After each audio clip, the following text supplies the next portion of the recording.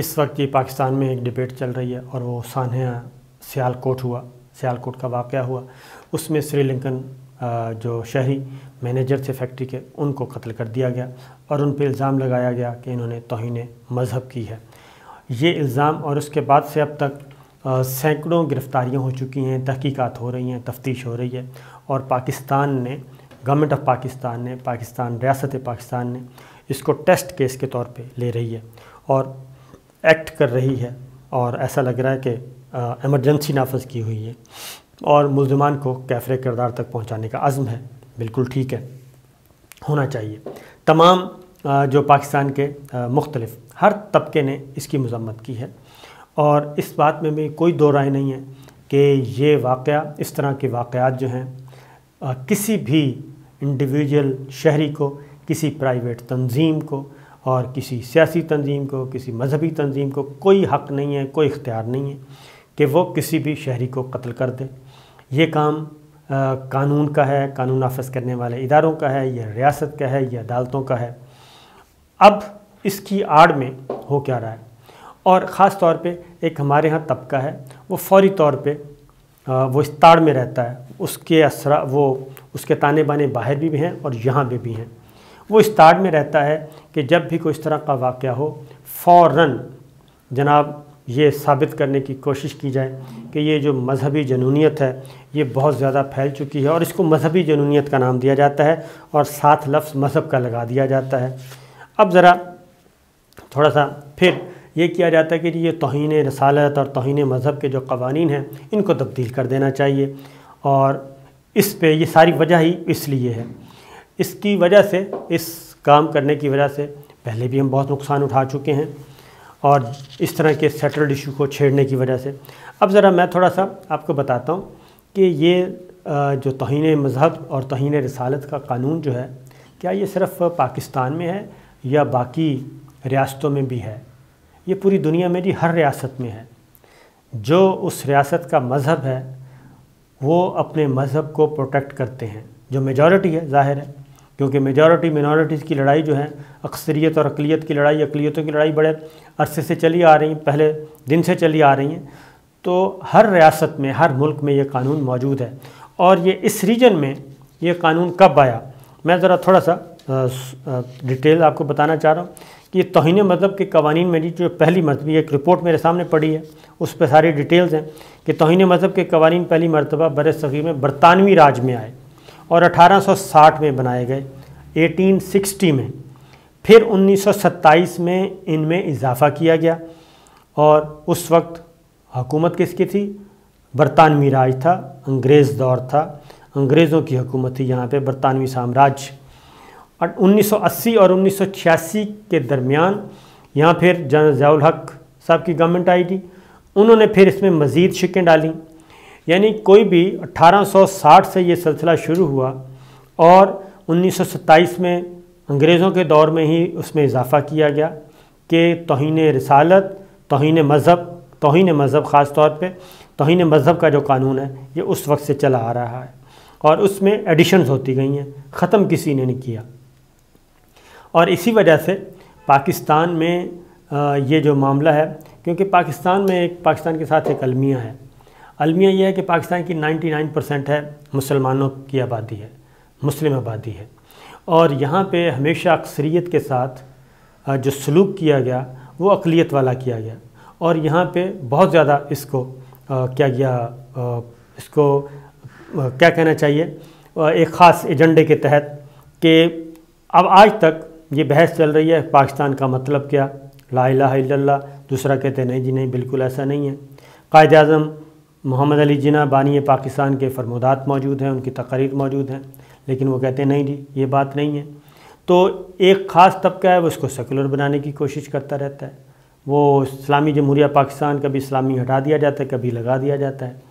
تو یہ قانون 1980 اور پھر 1986 میں اس میں اضافہ ہوا. پھر یہاں پہ پاکستان میں اسی وجہ سے جب آپ اکثریت کی رائے کا احترام نہیں کریں گے اور اکثریت کی رائے کا احترام کرتے ہوئے ایک مملکت خدا داد پاکستان کو, ایون آئین پاکستان یہ کہتا ہے, اس کا جو پریمبل دیکھیں,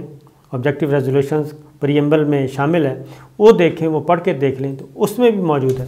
کہ آپ قرآن و سنت کے مطابق لیجسلیشن کریں گے، لیکن بدقسمتی سے ابھی تک اس پہ نہیں چل رہے۔ اب 1980 اور 1986 میں شامل کی گئیں، پھر 1973 میں قادیانیوں کو 1974 میں قادیانیوں کو غیر مسلم قرار دیا گیا اور وہ ایک امنڈمنٹ آئی۔ پھر اس کے بعد یہ چیزیں، اس دوران تحریکیں بھی چلیں پاکستان میں، اور پہلی تحریک جو ہے 1953-54 چلی ختم نبوت کی، اس کے بعد پھر 74 میں چلی، اس کے بعد پھر 77 میں تحریک نظام مصطفیٰ چلی۔ یہ تحریک چلتی رہیں اور وہ اسی وجہ سے چلتی رہیں، اور اسی لیے اس قانون کو، کیونکہ میں آپ کو اعداد و شمار بتاؤں گا کہ پھر یہ کہتے ہیں کہ یہ قانون بڑا مس یوز ہوا۔ بالکل یہ مس یوز کرتے ہیں وہ لوگ جو اپنے ذاتی مقاصد کے لیے، اور توہین مذہب، توہین رسالت، یہ قوانین کا استعمال ہوتا ہے غلط، اور اس میں بڑے جو تگڑے لوگ ہیں وہ بھی کرتے ہیں، اور اس میں ایون جائیداد کے تنازعات ہوتے ہیں، اس میں دفاتر میں سینیارٹی کا مسئلہ ہوتا ہے، کسی نے آگے سینئر ہونا ہوتا ہے، کسی کی پروموشن ہو رہی ہے۔ میں ذاتی طور پہ بتا رہا ہوں کہ لاہور میں ایک لائبریری میں ایک لائبریرین پہ الزام لگایا گیا تھا، نام نہیں بتاتا کیونکہ ان کی فیملی دوبارہ خطرے میں نہ آ جائے، ان پہ الزام لگایا گیا تھا، اور جب تحقیقات چلیں تو پتہ چلا کہ نہیں، انہوں نے ایسا نہیں کیا تھا، بلکہ کوئی پروموشن ہونے والی تھی، گریڈ 20-19 کا مسئلہ تھا، اور یہ وجہ بنا کے اس کو کہا گیا، فکس کیا گیا، اس پہ الزام لگا دیا گیا، وہ اور اس کی پوری فیملی کو پھر کیا کہنا ڈس اپیئر ہونا پڑا، اور وہ پتہ نہیں بیرون ملک چلے گئے، کہاں چلے گئے، کوئی پتہ نہیں۔ اس طریقے سے ہمارے ہاں بھی بہت سارے جو معاملات ہیں درج کیے جاتے ہیں، الزام لگایا جاتا ہے توہین مذہب کا، توہین رسالت کا، لیکن بعد میں جب انویسٹیگیشن ہوتی ہے پتہ چلتا ہے کہ نہیں، یہ معاملہ نہیں تھا، معاملہ کچھ اور تھا۔ اس میں کیا کہنا چاہیے، خواتین کے معاملات نکل آتے ہیں، اس میں غیرت کے نام پہ جو قتل ہوتے ہیں اس میں بھی 2 نمبری نکل آتی ہے، پراپرٹیز کے معاملات نکل آتے ہیں، جائیدادوں کے معاملات نکل آتے ہیں، تنازعات اس طرح کے ذاتی دشمنیاں نکل آتی ہیں۔ اور چونکہ یہ قانون موجود ہے اور ہمارے ہاں اس قانون کے بارے میں انویسٹیگیشن کرنا، پھر لوگ جو ہیں وہ بہت زیادہ جذباتی ہیں، اور وہ اس لیے جذباتی ہیں کہ ہمارے ہاں کوئی 600 طرح کا تعلیمی نظام ہے، ہم 600 طرح کے لوگ بیک وقت پیدا کر رہے ہیں، اور یہ سب کچھ پاکستان میں ہو رہا ہے۔ ایک طرف ہے سپر ایلیٹ کلاس ہے، انگلش میڈیم سکول ہیں، اور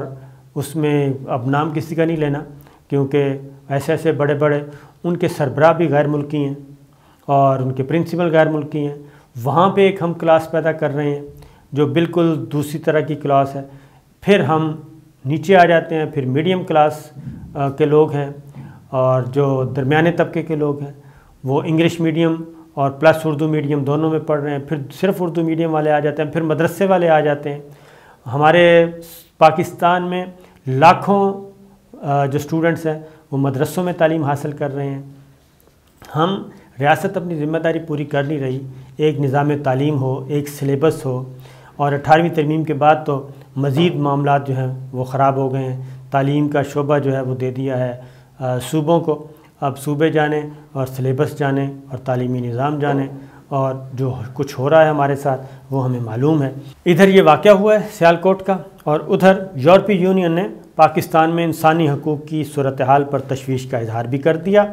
اور ایک بیان جاری کر دیا۔ وہ بیان ہے جی، پاکستان میں حالیہ مذہبی انتہا پسندی اور عدم برداشت پر تشویش ہے۔ یورپی یونین نے اپنے بیان میں پاکستان میں آزادی اظہار اور آزادی صحافت پر لگائی گئی پابندیوں پر بھی تشویش کا اظہار کر دیا۔ جبری گمشدگیاں بھی لے آئے، تشدد اور انصاف کے اصول میں رکاوٹیں بھی ناقابل قبول ہیں، اور سوال اٹھایا کہ حکومت پاکستان نفرت پھیلانے والوں کے خلاف کیا اقدامات کیے۔ خیال رہے کہ 3 دسمبر کو سیالکوٹ کا واقعہ ہوا۔ اب اس واقعات کی روشنی میں یہ یورپی یونین کا بیان ہے۔ اب بندہ یورپی یونین سے پوچھے کہ پاکستان کی ریاست تو اس مقدمے کو ایک پریورٹی بیس پہ لے رہی ہے، تمام انٹیلیجنس ادارے کھنگال رہے ہیں، اور سینکڑوں نہیں ہزاروں موبائل فونز کا ڈیٹا جو ہے وہ فورنزک آڈٹ کیا گیا، فورنزک کے ذریعے ملزمہ تک پہنچا گیا، اور گرفتاریاں ہو رہی ہیں۔ لیکن کیا یورپی یونین کو کبھی تکلیف ہوئی کہ مقبوضہ وادی میں کیا ہو رہا ہے، کیا یورپی یونین نے کبھی انڈیا سے جواب طلبی کی؟ کیا یورپی یونین نے کینیڈا سے جواب طلبی کی؟ کینیڈا میں بھی تو مسلمان خاندان کو ٹرک کے نیچے کچل دیا گیا تھا، اس کے بارے میں بھی کبھی. تو یہ ایک اسی طریقے سے امریکہ میں قرآن مجید کو امریکہ کہہ رہا ہوں امریکہ میں شاید یورپی ملک میں کسی میں قرآن مجید کو نظر آتش کیا گیا، تو یہ کام وہاں کے پادری کر رہے ہیں. تو یہ ساری چیزیں جو ہیں یہ یورپی یونین کو بھی میرا خیال ہے کہ ادھر بھی توجہ دینی چاہیے کہ وہ ادھر کیا کر رہے ہیں. تو پاکستان بہرحال کر رہا ہے. تو اس میں یہ جو یورپی یونین اور اس طرح کے کام جو ہوتے ہیں کہ حالیہ مذہبی انتہا پسندی پہ تشویش کا اظہار ہے. ایک مرڈر ہوا، ایک مرڈر، اس پہ سینکڑوں لوگ گرفتار ہو چکے، سب کچھ ہو چکا، اور جس ملک کے شہری ہیں اس ملک نے سری لنکا نے اطمینان کا اظہار کیا، وہ رابطے میں ہیں، اور یورپی یونین اپنا چورن بیچ رہی ہے اور وہ اپنا کام نکال رہی ہے. اب ذرا میں یہ کہوں گا کہ ذرا اپنے یورپ میں بھی کسی وقت میں آپ کو یورپ کا بھی بتاؤں گا کہ وہاں پہ کیا ہو رہا ہے. اب آتے ہیں اس پہ کہ جی توہین رسالت، توہین مذہب کے قوانین کے تحت ہی پاکستان میں کتنا مس یوز ہوا اب تک. اگر ہم پچھلے 1987 سے لے کے اب تک کا جائزہ لیں جی، پچھلے 34-35 سالوں کا، تو 34-35 سالوں میں جو مقدمات کل درج ہوئے وہ 1335 ہیں، اور 1335 میں سے 633 مسلمانوں کے خلاف، 633، اور بقیہ جو ہیں 600 کچھ وہ تھے نان مسلم، غیر مسلموں کے خلاف، اور اس میں قادیانی بھی تھے، اس میں عیسائی بھی تھے، اس میں ہندو بھی تھے، ان کے خلاف تھے. اور یہ تقریباً بنتے ہیں 39 مقدمات ایک سال میں، اور مہینے میں 3 مقدمات کی ایوریج آتی ہے، 3 سوا 3 مقدمات کی ایوریج آ رہی ہے. اور اس میں بھی جو ساری انویسٹیگیشن ہوئی میجورٹی مقدمات میں جو چیزیں سامنے آئیں تحقیق کی صورت میں، تفتیش کی صورت میں، تو اس میں توہین مذہب اور توہین رسالت کا تعلق بہت کم نکلا، اور اس میں ذاتی دشمنیاں، ذاتی لڑائیاں بنیاد ہوتی تھیں، اور اس کو رنگ دیا جاتا ہے توہین رسالت اور توہین مذہب کا. تو اس لیے بجائے اس کے کہ ہم اس قانون کو صحیح استعمال کریں اور غلط استعمال کرنے والوں کو جیل بھیجیں، ہونا تو یہ چاہیے، بجائے اس کے کہ ہم اس طرح کے واقعات کو بنیاد بنا کے ایک نیا تنازع کھڑا کریں، نیا انریسٹ پیدا کریں اور نئے معاملات کھڑے کریں. تو اس لیے یہ جو ڈیبیٹ اس وقت ایک دوسرے رخ پہ سوشل میڈیا پہ خاص طور پہ چل رہی ہے، اور اس کو نام دیا جا رہا ہے مذہبی جنونیت کا، مذہبی انتہا پسندی کا. انتہا پسندی جو ہے وہ سیاسی بھی ہے، وہ معاشی بھی ہے، معاشی دہشت گردی بھی ہے، سیاسی دہشت گردی بھی ہے، اور اس میں ظاہر مذہبی لوگ بھی شامل ہیں. اور اس کے بعد کمپیئر کریں کہ ایم کیو ایم جو الطاف حسین والی ایم کیو ایم تھی، اس نے کیا کیا نہیں کیا. تو انتہا پسندی کو ختم کرنے کی ضرورت ہے، انتہا پسندانہ سوچ کو ختم کرنے کی ضرورت ہے، خواہ وہ مذہب کے نام پہ کی جائے، خواہ وہ معیشت کے نام پہ کی جائے، خواہ وہ سیاست کے نام پہ کی جائے. تو یہ چیزیں ہونی چاہیے. اور ہمیشہ اکثریت کو جب تک